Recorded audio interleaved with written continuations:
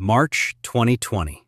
The United States economy loses 22 million jobs in the span of 8 weeks. Restaurants shuttered, airlines grounded, entire industries gone overnight. And the stock market dropped 34%, then turned around and finished the year up 18%. Let that sink in for a second.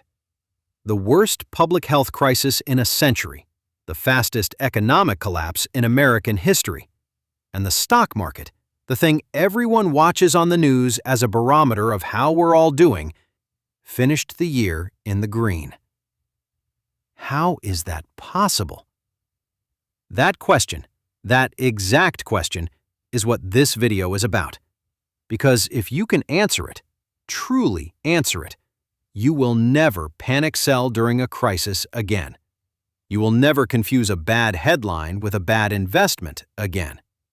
And you will understand something that most people, even smart, educated people, get fundamentally wrong about how markets work. So let's get into it.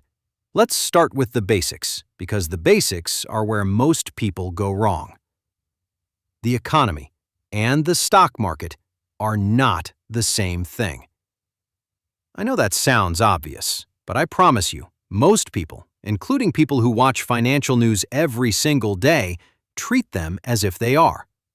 They see unemployment rise and assume stocks will fall. They see GDP shrink and sell their index funds. They hear the word recession and move everything to cash. And almost every time, they're wrong. Here's why. The economy is a snapshot of right now. It measures what's happening today, how many people are employed, how much consumers are spending, how much factories are producing, how fast the overall engine of commerce is running. When economists talk about GDP growth, unemployment rates, retail sales figures, they're describing the present, the here and now. The stock market is something completely different. The stock market is a prediction machine. It doesn't price in what's happening today. It prices in what investors collectively believe will happen 6 months from now, 12 months from now, 5 years from now. Think about what that means. When you buy a share of stock, you're not buying a piece of what a company earned last quarter. You're buying a piece of what you believe that company will earn in the future. You're making a bet on tomorrow, not paying for yesterday. And here's the uncomfortable truth that follows from that. By the time bad economic news makes headlines, the market has usually already priced it in. It saw it coming. It reacted months ago while the headlines were still good. And by the time the headlines turn grim, when the unemployment numbers are at their worst, when GDP is contracting the most, when everyone on television is talking about how bad things are, that's often exactly when the market starts to recover. Because investors aren't looking at today anymore. They're already looking at what comes after today. Benjamin Graham, Warren Buffett's mentor and arguably the greatest investor who ever lived, described this beautifully. He said the stock market is a voting machine in the short run and a weighing machine in the long run. In the short run, it reacts to fear and greed, to sentiment, to what people feel is happening. That's the voting machine, emotional, irrational, noisy. But over time, over years and decades, the market converges on reality. Companies that actually create value see their stocks rise. Companies that don't fade away. The noise disappears, and what's left is the true weight of economic reality. That's the weighing machine, and that's why patient investors almost always win. Now, here's what makes this concept so powerful. This isn't just theory. This is a pattern that has repeated itself across every major economic crisis in modern American history. Every single one. Let's go through them. 1929, the Great Depression. The stock market crashed in October 1929 before the full severity of the depression was even understood. The economy kept deteriorating for years after the crash. Unemployment eventually hit 25%, but the market had already started pricing in the recovery long before the economic data confirmed it. The Dow bottomed in July 1932 and then began one of the great recoveries in market history, even as bread lines still stretched around city blocks. The market moved first. The economy followed. Fast forward to 1987, Black Monday, October 19th. The Dow drops 22% in a single day, the single largest one-day percentage drop in stock market history. Financial analysts predicted catastrophe, recession, depression even. And the economy? It barely flinched. GDP kept growing, unemployment stayed low. The crash was a market event, not an economic event. And within 2 years, the market had recovered every single point it lost. The market and the economy moving independently, sending completely different signals. Now let's talk about 2008. This one hurt. The S&P 500 peaked in October 2007 and then fell for 17 months, ultimately losing more than 55% of its value. It was brutal. The recession officially ended in June 2009. But here's the critical detail most people miss. The market bottomed in March 2009. The recession didn't officially end until June 2009, 3 months later. While the economy was still contracting, while unemployment was still rising, the market had already turned. Investors were already buying. They weren't waiting for the headlines to get better. They were pricing in the recovery that hadn't happened yet. And in the 12 months following that March 2009 low, the S&P 500 gained 70%. 70% in 1 year. For the people who stayed invested, or better yet, kept buying through the worst of it, the people who waited for the economy to feel better before buying back in, they missed most of it. And then 2020, the one we all lived through. We already talked about the numbers. 22 million jobs lost, market down 34% in 33 trading days, the fastest bear market in history. But here's what happened next. April 2020 became one of the best months for the stock market in over 80 years.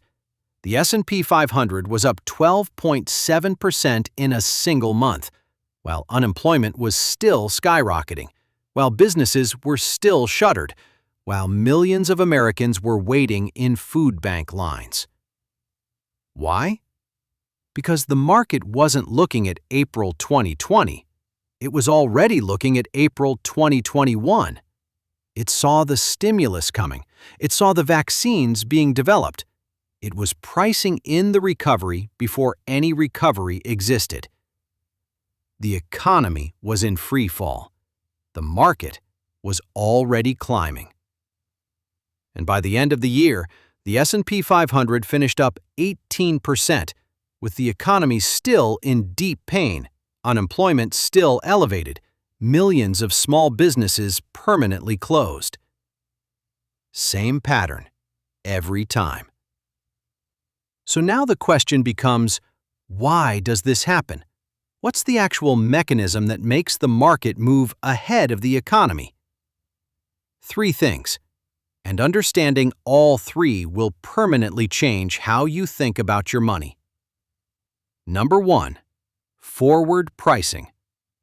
Every stock price in the market is essentially a discounted cash flow calculation, a formula that asks, given everything we know, what are this company's future earnings worth in today's dollars? The key word is future, not past, not present. When investors buy and sell stocks, they are constantly, relentlessly updating their best guess about the future.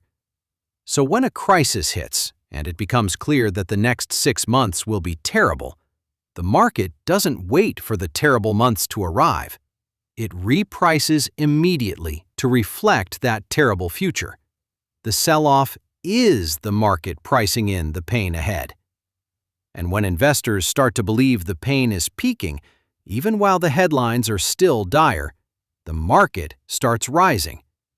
The recovery in prices comes before the recovery in jobs, before the recovery in GDP, before any of the data confirms that things are getting better. Number 2.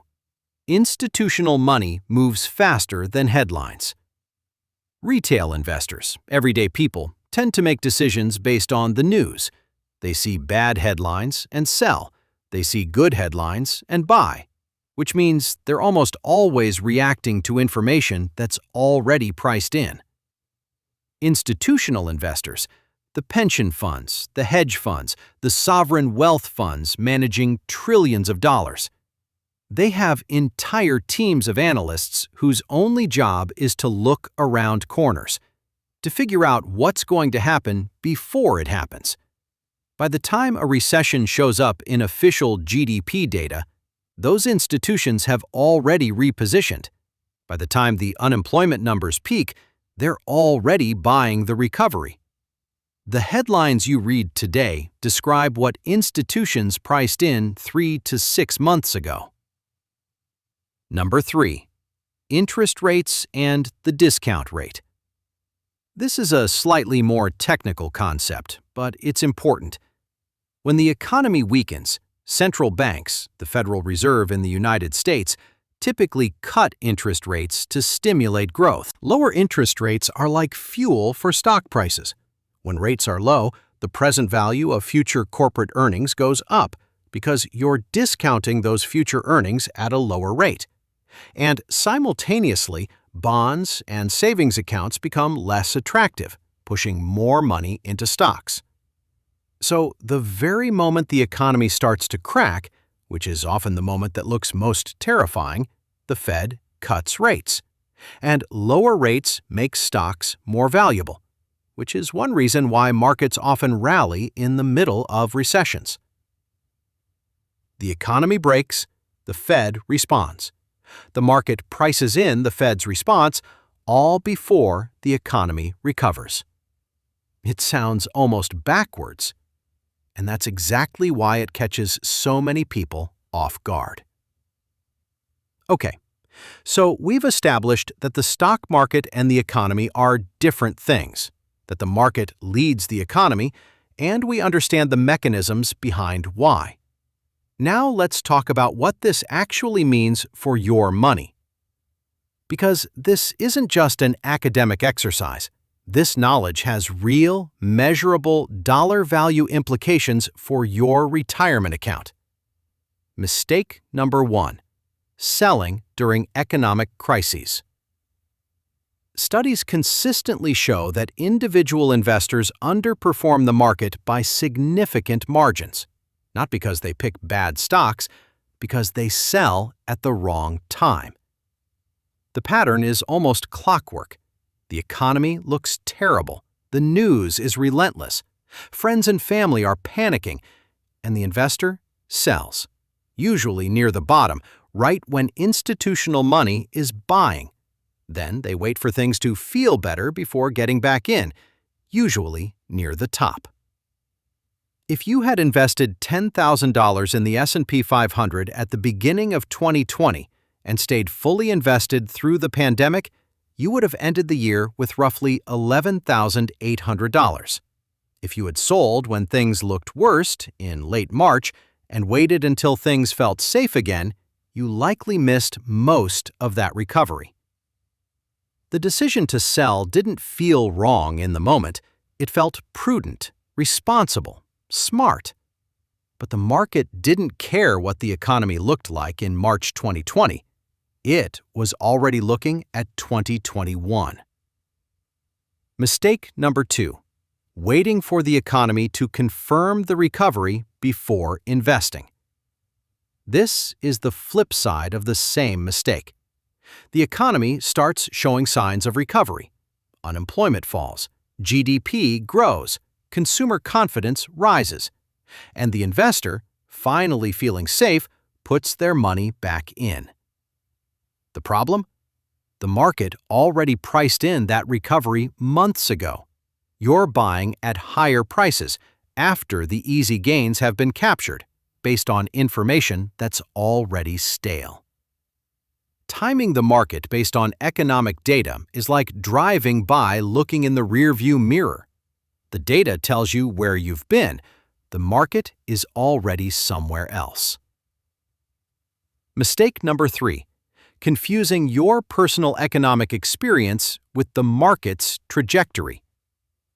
This is perhaps the most human of the 3 mistakes, and the most common. When the economy is bad, you feel it. Your hours get cut. Your business slows. Your neighbors lose their jobs. Your neighborhood looks different. And it is completely natural, completely rational to feel like stocks should be down. But remember, the S&P 500 is not the American economy. It's 500 of the largest companies in the country weighted by market capitalization. In 2020, the top 5 holdings of the S&P 500 ETF made up roughly 20% of the index, and those companies, Apple, Microsoft, Amazon, Alphabet, Facebook, actually benefited from everyone staying home. So while millions of Americans experienced genuine economic devastation, the index that most people use as a proxy for the market was being propelled by a handful of technology companies having the best year of their lives. That doesn't make the market wrong, it makes it precise. It measures what it measures. Your job as an investor is to understand what you own and why it might move differently than your daily experience of the economy. So what do you do with all of this? 3 wealth moves right now that you can implement before this video ends. Wealth move 1. Stop watching economic indicators as a signal to buy or sell. GDP numbers, unemployment reports, consumer confidence data. These are lagging indicators. By the time they confirm what you suspect, the market has already reacted. Use them for context. Use them to understand the world, but don't use them to time your trades. Wealth move 2. Build a recession buy list before the next recession hits. Every downturn is an opportunity for patient investors, but most people panic when it arrives because they haven't prepared mentally or financially. Right now, while things feel relatively stable, make a list of the quality companies or index funds you would want to own more of when prices drop 30%. Have cash set aside. Have a plan, so that when the headlines go dark, you're not reacting, you're executing a strategy you built in advance. Wealth move 3. Extend your time horizon. Almost every mistake I've described comes from thinking about the stock market in quarters or years instead of decades. The investor who sold in March 2020 and waited for things to feel safe, they were thinking in months. The investor who stayed invested, or better yet, added to their position, was thinking in decades. Over any 20-year period in American stock market history, patient investors have been rewarded. Not every year, not every decade even, but over 20 years, the data is as close to a guarantee as financial markets offer. The gap between the market and the economy, the thing that looks so confusing and so wrong in the moment, is exactly where that long-term wealth gets built. The volatility isn't the risk. Reacting to the volatility is the risk. Here's what I want you to take away from everything we've covered today. The stock market is not a real-time report on how the economy feels. It never has been. It is a collective, forward-looking estimate of the future made by millions of participants, updated by the second.